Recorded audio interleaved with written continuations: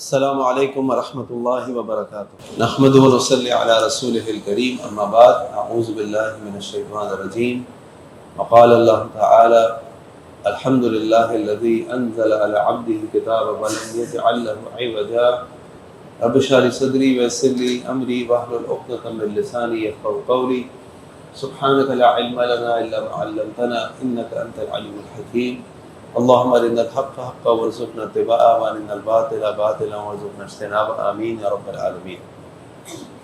سورۃ الکہف کی مختصر تفسیر کا سلسلہ چل رہا ہے اور کل ہم نے سورۃ الکہف کی پہلی آیت تک اس کا احاطہ کیا تھا، اور اس آیت کے آخری الفاظ یہ تھے کہ وَلَمْ يَجْعَلْ لَهُ عِوَجًا، کہ ہم نے وہ کتاب جو اپنے عبادت کرنے والے نبی کریم صلی اللہ علیہ وسلم پر نازل فرمائی ہے اس کے اندر کوئی ٹیڑھ نہیں ہے۔ اور اس کے بعد اللہ تعالیٰ نے اگلی آیت کا آغاز ایسے کیا قیمن، سیدھا کر دینے والی یا سیدھی۔ اور یہ اللہ تعالیٰ کا مزاج ہے قرآن کریم کا کہ پہلے نفی آتی ہے پھر اس بات آتا ہے، جیسے ہم قرآن کریم کا آغاز بھی کرتے ہیں پڑھتے ہوئے سورۃ البقرہ کا الف لام میم ذالک الکتاب لا ریب فیہ ھدی للمتقین، اس کتاب کے اندر کوئی شک نہیں ہے، یہ ہدایت ہے ان لوگوں کے لیے جو متقین ہیں۔ تو اللہ تعالیٰ فرمانا قیما لینذر بأسا شدیدا من لدنہ ویبشر المؤمنین الذین یعملون الصالحات ان لهم اجرا حسنا، کہ یہ سیدھا کر دینے والی ہے اور یہ ڈرانے والی کتاب ہے تاکہ وہ ڈرائے اس سے بأسا شدید، سخت عذاب سے، سخت پکڑ سے۔ باس کہتے ہیں سزا کو، لیکن یہ وہ سزا نہیں ہے جو ماں باپ نے بچوں کو دے دیتے ہیں کہ پیار سے سزا دے دی پھر معاف کر دیا۔ یہ سزا وہ سزا ہے جو انتہائی غصے کے بعد ہوتی ہے، یعنی اللہ تعالیٰ فرما رہے ہیں کہ ڈرا دے ان لوگوں کو یا ڈرائے لوگوں کو اللہ تعالیٰ کی طرف سے سخت جو عذاب ہے اس سے۔ وَيُبَشِّرُ الْمُؤْمِنِينَ، اور خوشخبری دے ایمان لانے والوں کو، الَّذِينَ يَعْمَلُونَ الصَّالِحَاتِ، وہ لوگ جنہوں نے نیک اعمال کیے، ان لہم اجرا حسنا، کہ ان کے لیے اللہ تعالیٰ کی طرف سے بہترین اجر ہے۔ یہاں آپ دیکھیے اللہ تعالیٰ نے یہ نہیں فرمایا خالی وَيُبَشِّرُ الْمُؤْمِنِينَ ان لہم اجرا حسنا کہ آپ خوشخبری دے دیں ایمان لانے والوں کے لیے، بلکہ ایمان کے ساتھ کس چیز کی شرط ہے؟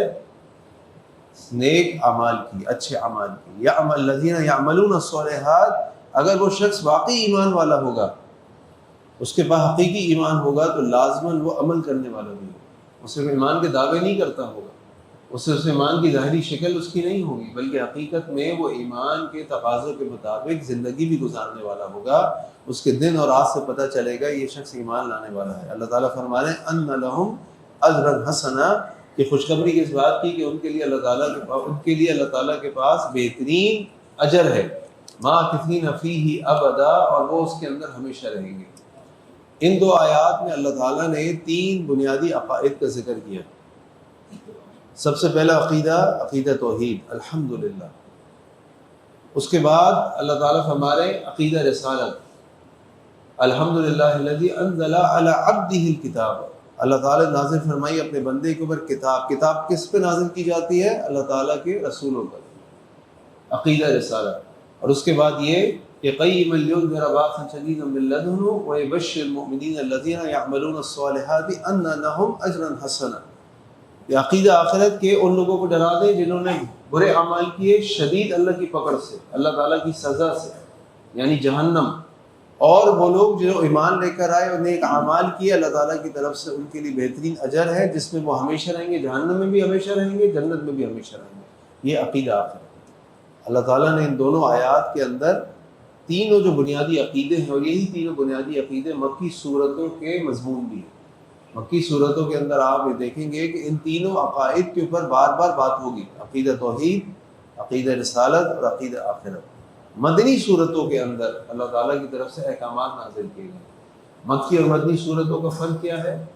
مکی صورتیں وہ صورتیں ہیں جو ہجرت سے پہلے نازل ہوئی، اور مدنی صورتیں وہ صورتیں ہیں جو ہجرت مدینہ کے بعد نازل ہوئی۔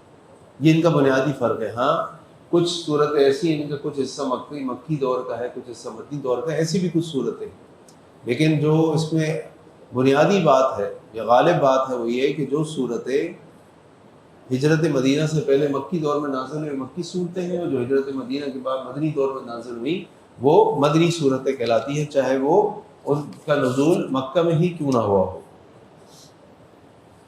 پھر آگے اللہ تعالیٰ فرما رہے وَيُنذِرَ الَّذِينَ قَالُوا اتَّخَذَ اللَّهُ وَلَدًا، اور آپ ان لوگوں کو خبردار کر دیجئے جنہوں نے اللہ کے ساتھ اللہ کی اولاد بنا لی۔ اللہ کی اولاد کس نے بنائی؟ یہودیوں نے حضرت عزیر علیہ السلام کو اللہ تعالیٰ کی اولاد بنا لی، عیسائیوں نے حضرت عیسیٰ علیہ السلام کو اللہ تعالیٰ کی اولاد بنا لی۔ قریش مکہ نے کس کو اللہ تعالیٰ کی اولاد بنایا تھا؟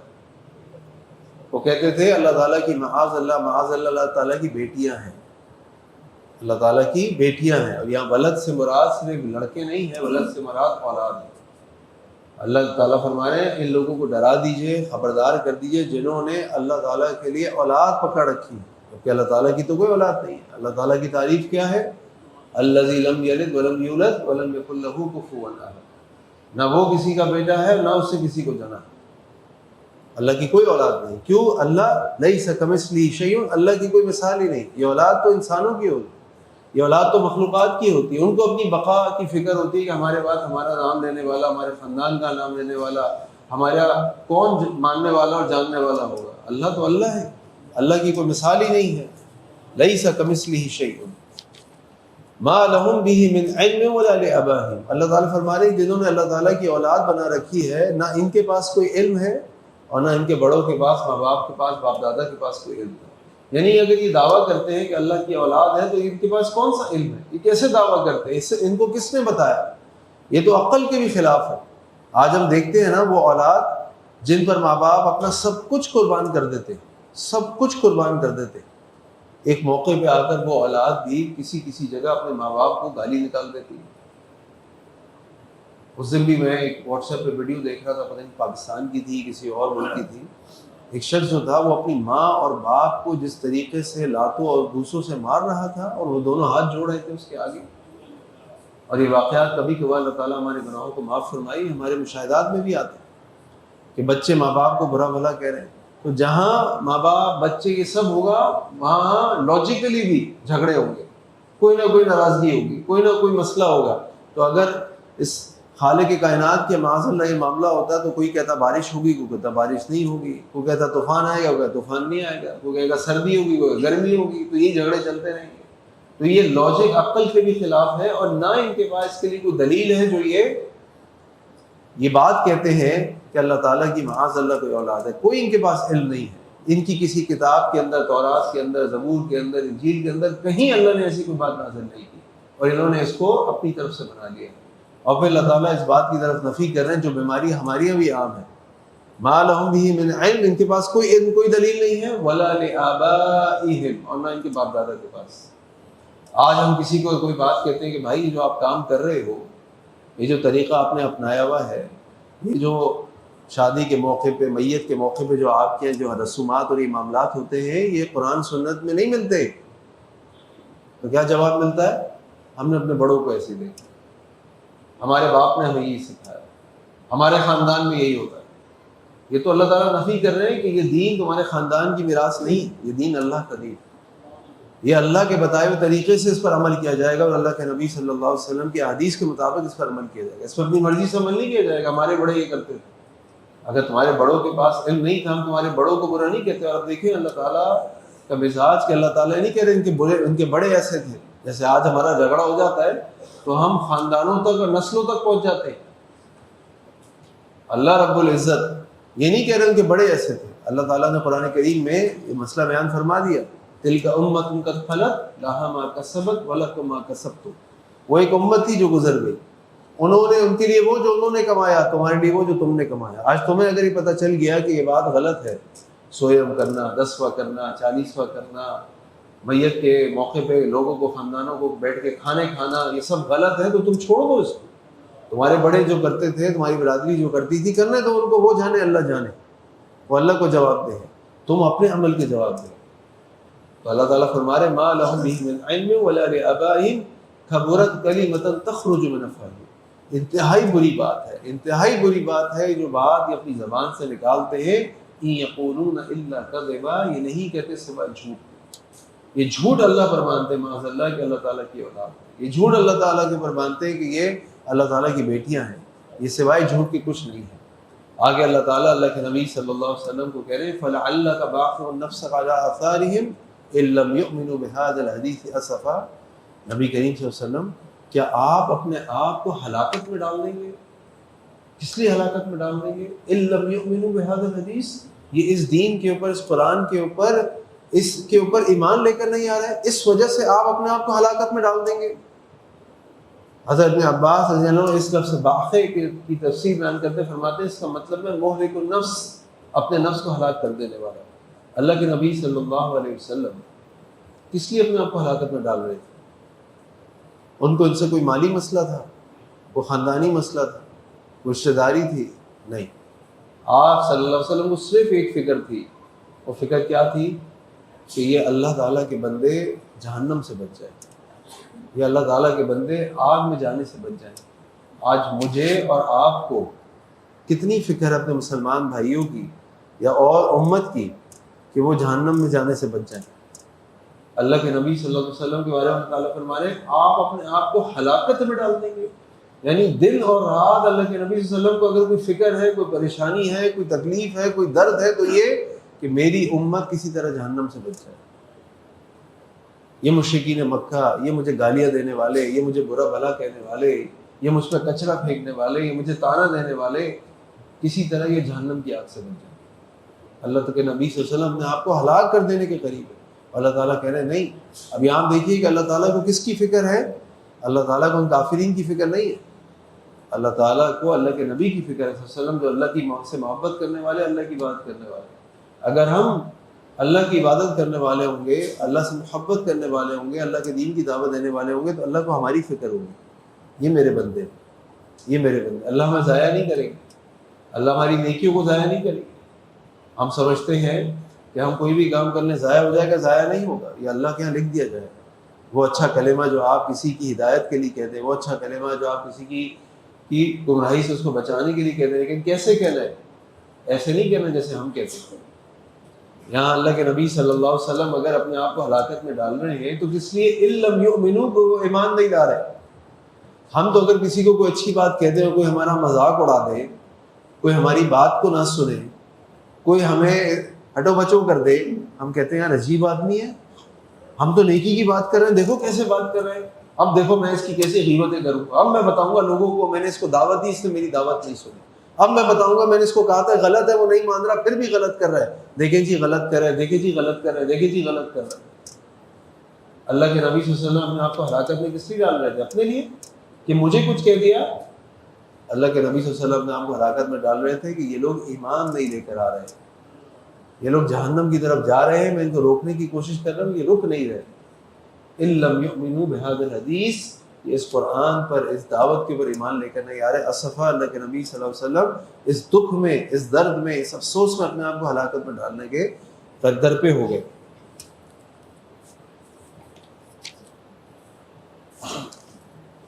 اور ویسے بھی اگر آپ دیکھیں تو ہم سب کی اللہ تعالیٰ نے کیا ڈیوٹی لگائی ہے؟ ہم سب کی اللہ تعالیٰ نے ڈیوٹی یہ لگائی ہے کہ ہم نے دعوت دینی، ہم نے دعوت دینی ہے۔ ہم ان کا دل نہیں بدل سکتے، ہم ان کو ہدایت نہیں دے سکتے، ہم ان کو دعوت دے سکتے ہیں، اور یہ اللہ کے نبی صلی اللہ علیہ وسلم بھی کرتے تھے، یہی ہمیں بھی ہدایت ہے۔ سورۃ الغاشیہ میں آپ ہر جمعے میں یہ آیت سنتے ہیں، لست علیہم بمسیطر، تم ان کے اوپر داروغہ نہیں، تمہارا کام دعوت دینا ہے۔ اور دعوت کیسے دینی ہے؟ اللہ کے نبی صلی اللہ علیہ وسلم کے بتائے ہوئے طریقے سے۔ وہ طریقہ کیا ہے؟ اس کے اندر اللہ کے نبی صلی اللہ علیہ وسلم دھمکیاں نہیں دیتے، اس کے اندر اللہ کے نبی صلی اللہ علیہ وسلم پر فتوے نہیں لگاتے، اس پر اللہ کے نبی صلی اللہ علیہ وسلم ان کو جہنمی قرار نہیں دیتے۔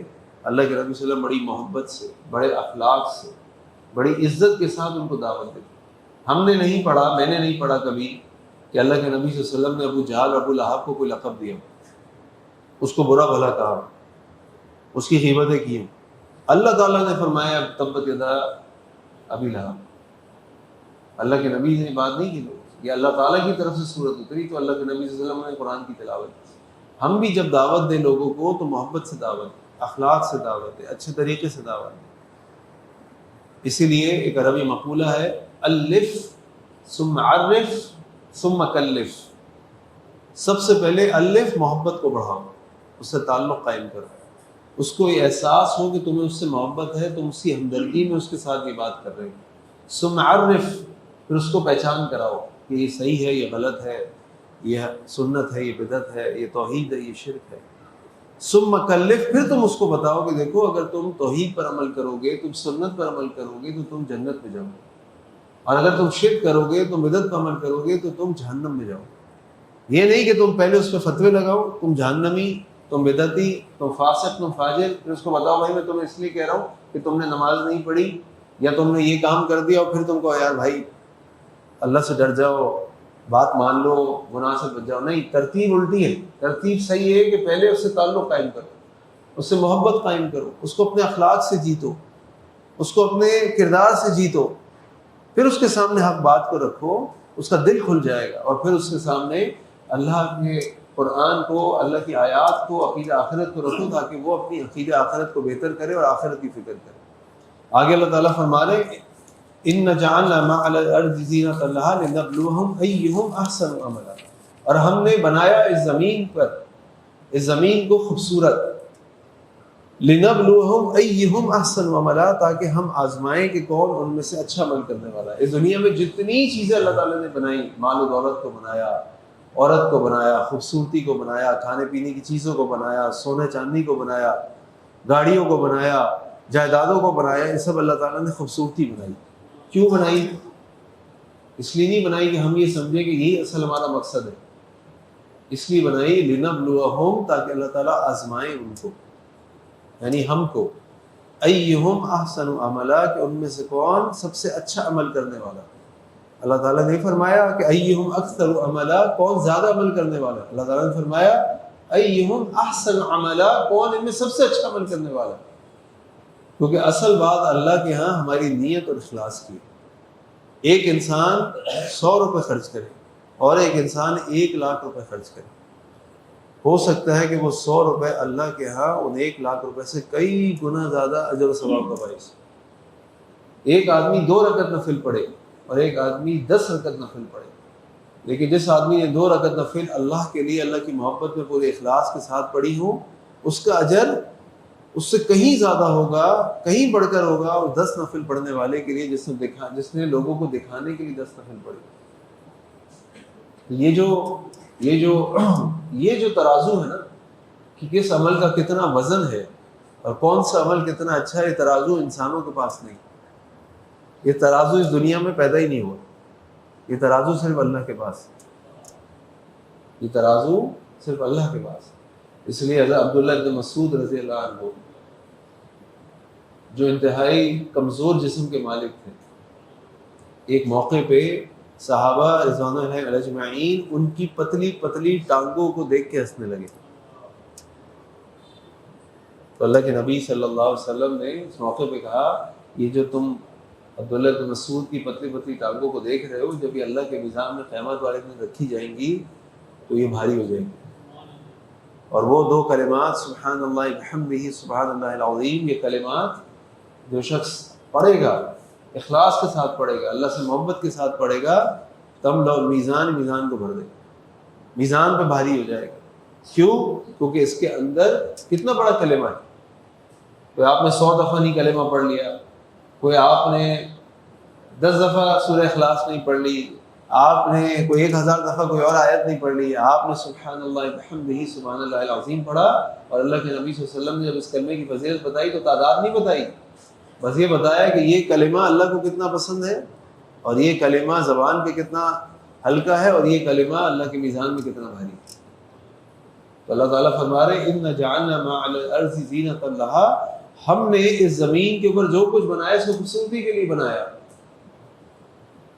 کیوں؟ لِنَبْلُوَهُمْ أَيُّهُمْ أَحْسَنُ عَمَلًا، تاکہ ہم دیکھ سکیں، آزما سکیں کہ تم میں سے کون اچھا عمل کرنے والا ہے۔ اور پھر اللہ تعالیٰ فرما رہے ہیں وَإِنَّ لَجَاعِلُونَ مَا عَلَيْهَا سَعِيدًا جُرُزًا، وہاں اللہ تعالیٰ فرما رہے ہیں میں نے بنا دیا، یہاں اللہ تعالیٰ فرما رہے ہیں قیامت والے دن میں دوبارہ بنا دوں گا اس زمین کو چٹیل میدان، اور یہ بنجر ہو جائے گی۔ یہ جو تم ساری خوبصورتی دیکھ رہے ہو، یہ سب خوبصورتی برابر ہو جائے گی، یہ موجود نہیں رہے گی، یہ آسمان پھٹ جائے گا، یہ پہاڑ ریزہ ریزہ ہو جائیں گے، یہ چاند ٹکڑے ہو جائے گا، یہ سورج اپنی روشنی کھو دے گا، اس دن کوئی چیز کام نہیں آئے گی۔ یہ تو تمہاری آزمائش کے لیے ہے، اور تم سمجھ رہے ہو یہ تمہاری زندگی کا اصل مقصد ہے، تم اس کے لیے ایک دوسرے کے گلے کاٹ رہے ہو، تم اس کے لیے اپنے ایمان کے سودے کر رہے ہو، تم اس کے لیے اللہ کی آیات کو بیچ رہے ہو، تم اس کے لیے دنیا میں غرق ہو کے آخرت کو بھول گئے ہو. یہ تو اللہ تعالیٰ نے تمہاری آزمائش کے لیے بنایا. وَإِنَّ لَجَاعِلُونَ مَا عَلَيْهَا صَعِيدًا جُرُوزًا، اللہ تعالیٰ اس زمین کو دوبارہ چٹیل بنجر بنا دیں گے، ایسے بنا دیں گے جیسے کبھی زمین کے اوپر کوئی چیز تھی ہی نہیں. تو یہاں انشاءاللہ آج کے ہم درس کا اختتام کرتے ہیں. اللہ تعالیٰ سے دعا ہے کہ اللہ تعالیٰ ہمیں قرآن کریم کو پڑھنے سمجھنے عمل کرنے کی توفیق عطا فرمائے. سبحانک اللہم بحمدک اشہد ان لا الہ الا انت استغفرک واتوب الیک. السلام علیکم ورحمۃ اللہ وبرکاتہ.